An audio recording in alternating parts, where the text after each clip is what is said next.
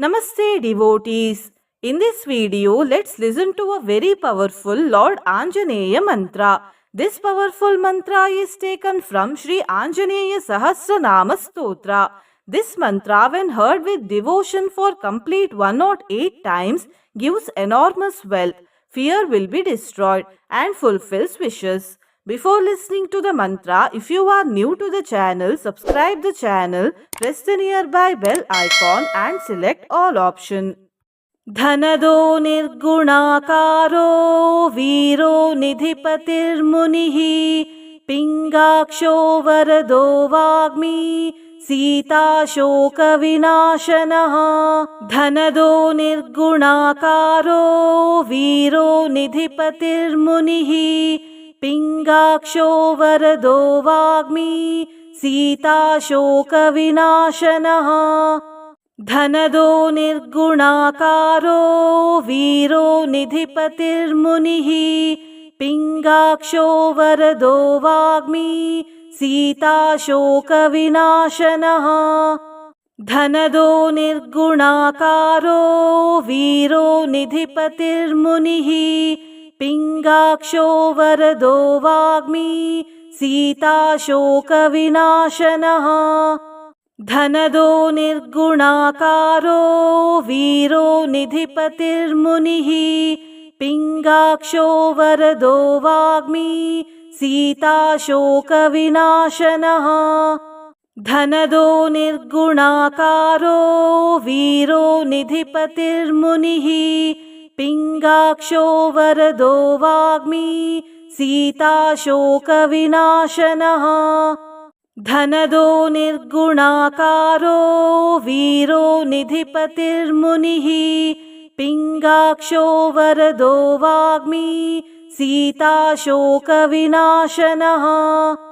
धनदो निर्गुणाकारो वीरो निधिपतिर्मुनिः पिङ्गाक्षो वरदो वाग्मी सीताशोकविनाशनः धनदो निर्गुणाकारो वीरो निधिपतिर्मुनिः पिङ्गाक्षो वरदो वाग्मी सीताशोकविनाशनः धनदो निर्गुणाकारो वीरो निधिपतिर्मुनिः पिङ्गाक्षो वरदो वाग्मी सीताशोकविनाशनः धनदो निर्गुणाकारो वीरो निधिपतिर्मुनिः पिङ्गाक्षो वरदो वाग्मी सीताशोकविनाशनः धनदो निर्गुणाकारो वीरो निधिपतिर्मुनिः पिङ्गाक्षो वरदो वाग्मी सीताशोकविनाशनः धनदो निर्गुणाकारो वीरो निधिपतिर्मुनिः पिङ्गाक्षो वरदो वाग्मी सीताशोकविनाशनः धनदो निर्गुणाकारो वीरो निधिपतिर्मुनिः पिङ्गाक्षो वरदो वाग्मी सीताशोकविनाशनः धनदो निर्गुणाकारो वीरो निधिपतिर्मुनिः पिङ्गाक्षो वरदो वाग्मी सीताशोकविनाशनः धनदो निर्गुणाकारो वीरो निधिपतिर्मुनिः पिङ्गाक्षो वरदो वाग्मी सीताशोकविनाशनः धनदो निर्गुणाकारो वीरो निधिपतिर्मुनिः पिङ्गाक्षो वरदो वाग्मी सीताशोकविनाशनः धनदो निर्गुणाकारो वीरो निधिपतिर्मुनिः पिङ्गाक्षो वरदो वाग्मी सीताशोकविनाशनः धनदो निर्गुणाकारो वीरो निधिपतिर्मुनिः पिङ्गाक्षो वरदो वाग्मी सीताशोकविनाशनः धनदो निर्गुणाकारो वीरो निधिपतिर्मुनिः पिङ्गाक्षो वरदो वाग्मी सीताशोकविनाशनः धनदो निर्गुणाकारो वीरो निधिपतिर्मुनिः पिङ्गाक्षो वरदो वाग्मी सीताशोकविनाशनः धनदो निर्गुणाकारो वीरो निधिपतिर्मुनिः पिङ्गाक्षो वरदो वाग्मी सीताशोकविनाशनः धनदो निर्गुणाकारो वीरो निधिपतिर्मुनिः पिङ्गाक्षो वरदो वाग्मी सीताशोकविनाशनः धनदो निर्गुणाकारो वीरो निधिपतिर्मुनिः पिङ्गाक्षो वरदो वाग्मी सीताशोकविनाशनः धनदो निर्गुणाकारो वीरो निधिपतिर्मुनिः पिङ्गाक्षो वरदो वाग्मी सीताशोकविनाशनः धनदो निर्गुणाकारो वीरो निधिपतिर्मुनिः पिङ्गाक्षो वरदो वाग्मी सीताशोकविनाशनः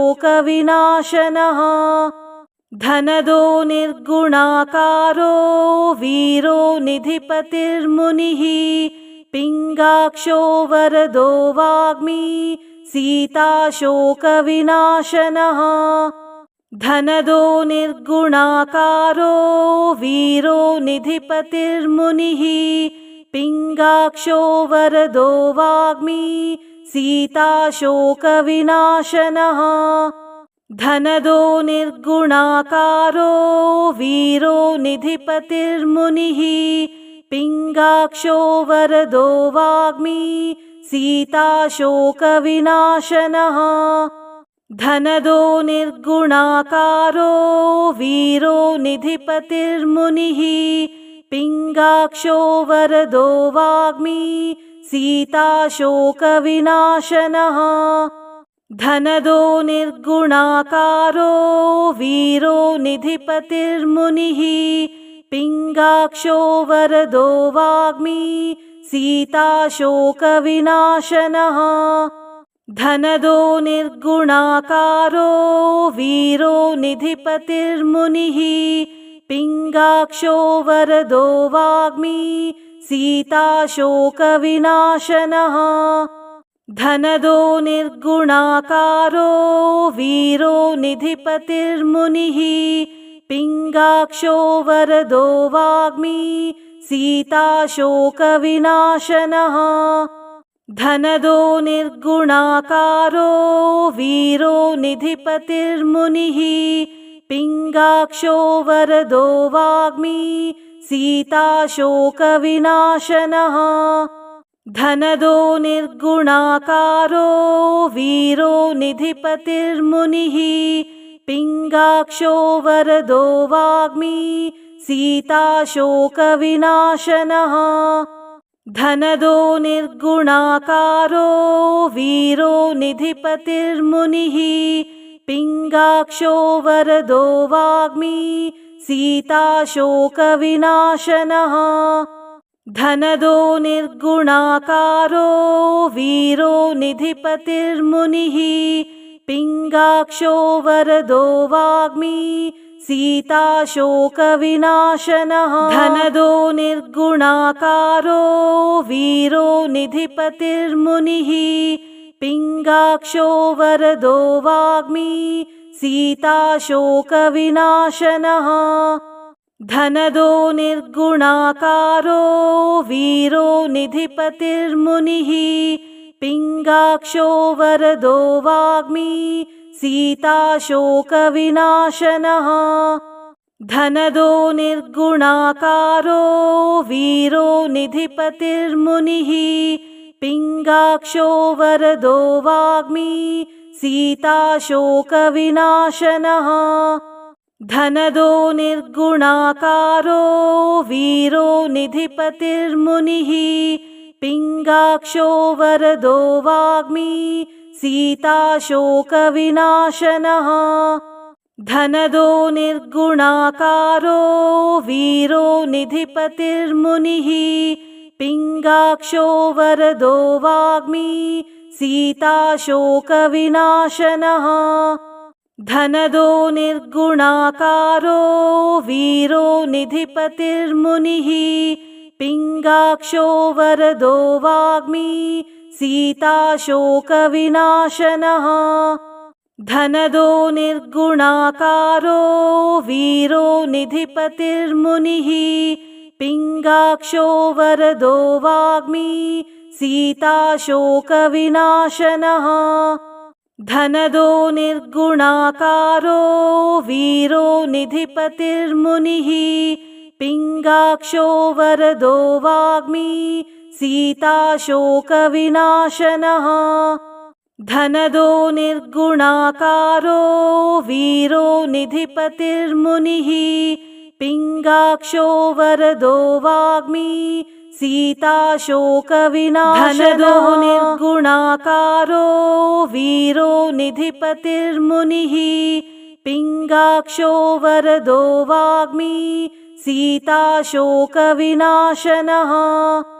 धनदो निर्गुणाकारो वीरो निधिपतिर्मुनिः पिङ्गाक्षो वरदो वाग्मी सीताशोकविनाशनः।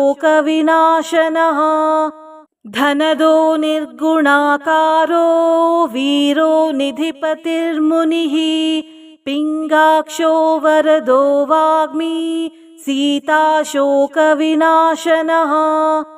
धनदो निर्गुणाकारो वीरो निधिपतिर्मुनिः पिङ्गाक्षो वरदो वाग्मी सीताशोकविनाशनः। धनदो निर्गुणाकारो वीरो निधिपतिर्मुनिः पिङ्गाक्षो वरदो वाग्मी सीताशोकविनाशनः। धनदो निर्गुणाकारो वीरो निधिपतिर्मुनिः पिङ्गाक्षो वरदो वाग्मी सीताशोकविनाशनः।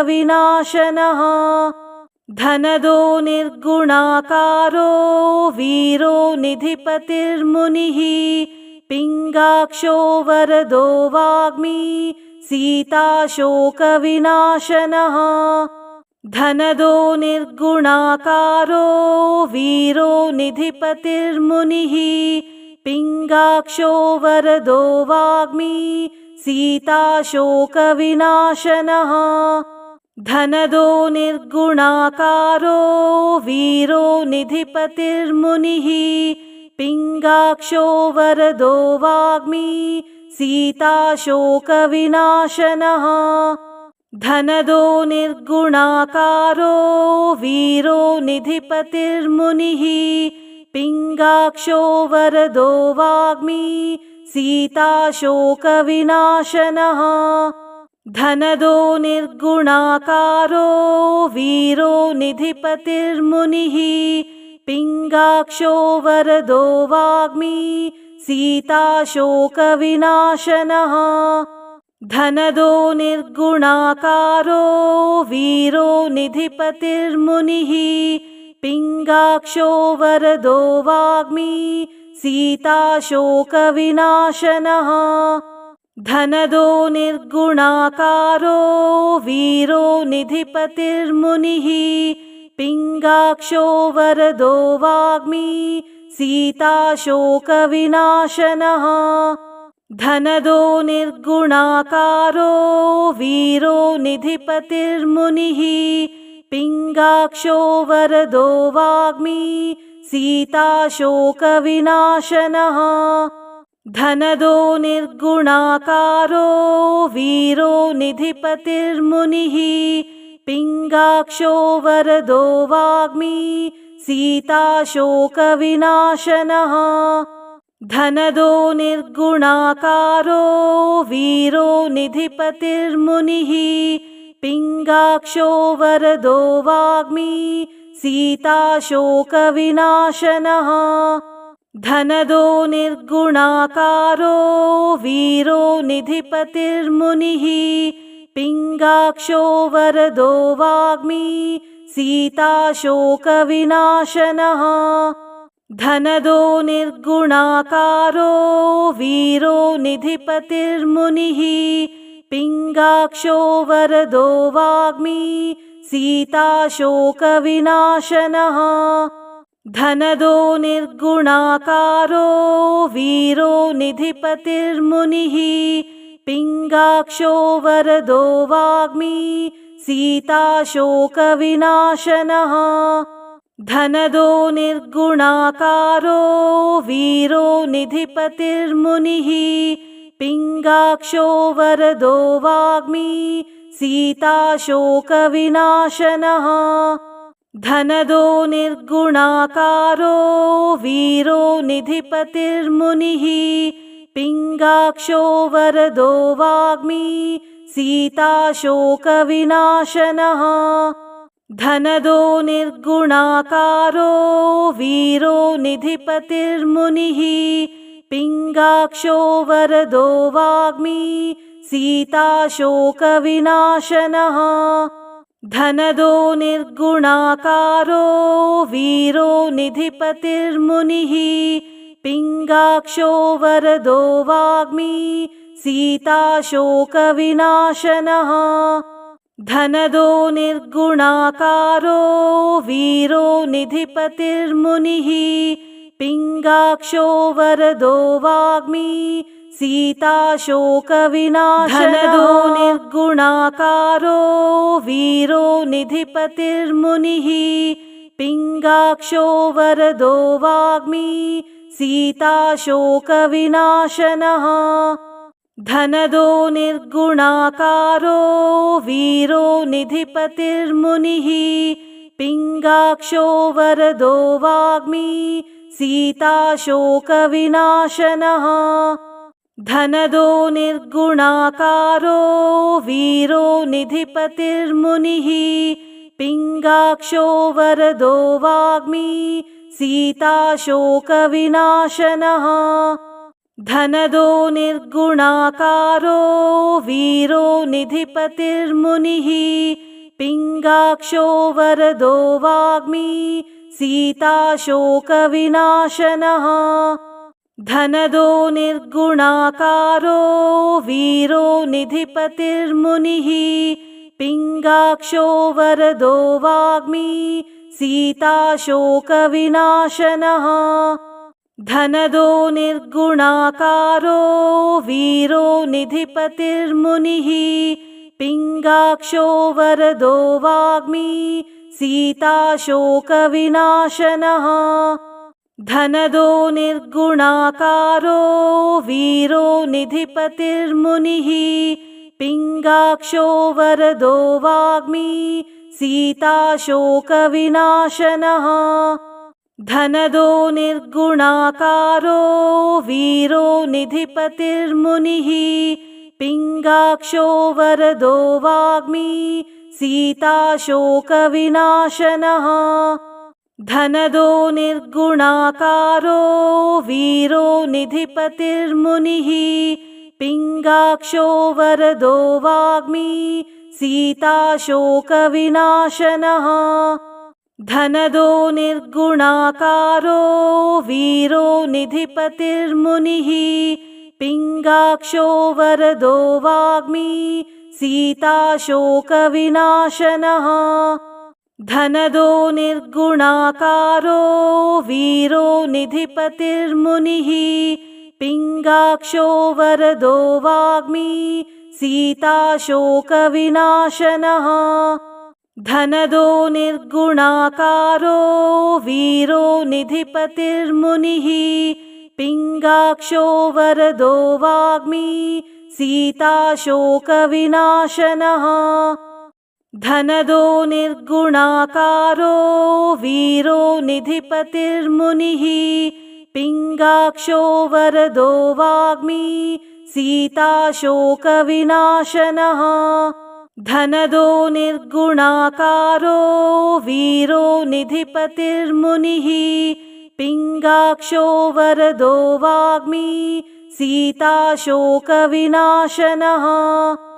धनदो निर्गुणाकारो वीरो निधिपतिर्मुनिः पिङ्गाक्षो वरदो वाग्मी सीताशोकविनाशनः धनदो निर्गुणाकारो वीरो निधिपतिर्मुनिः पिङ्गाक्षो वरदो वाग्मी सीताशोकविनाशनः धनदो निर्गुणाकारो वीरो निधिपतिर्मुनिः पिङ्गाक्षो वरदो वाग्मी सीताशोकविनाशनः धनदो निर्गुणाकारो वीरो निधिपतिर्मुनिः पिङ्गाक्षो वरदो वाग्मी सीताशोकविनाशनः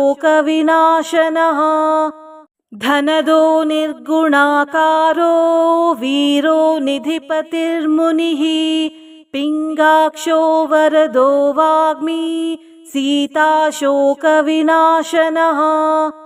धनदो निर्गुणाकारो वीरो निधिपतिर्मुनिः पिङ्गाक्षो वरदो वाग्मी सीताशोकविनाशनः धनदो निर्गुणाकारो वीरो निधिपतिर्मुनिः पिङ्गाक्षो वरदो वाग्मी सीताशोकविनाशनः धनदो निर्गुणाकारो वीरो निधिपतिर्मुनिः पिङ्गाक्षो वरदो वाग्मी सीताशोकविनाशनः धनदो निर्गुणाकारो वीरो निधिपतिर्मुनिः पिङ्गाक्षो वरदो वाग्मी सीताशोकविनाशनः धनदो निर्गुणाकारो वीरो निधिपतिर्मुनिः पिङ्गाक्षो वरदो वाग्मी सीताशोकविनाशनः धनदो निर्गुणाकारो वीरो निधिपतिर्मुनिः पिङ्गाक्षो वरदो वाग्मी सीताशोकविनाशनः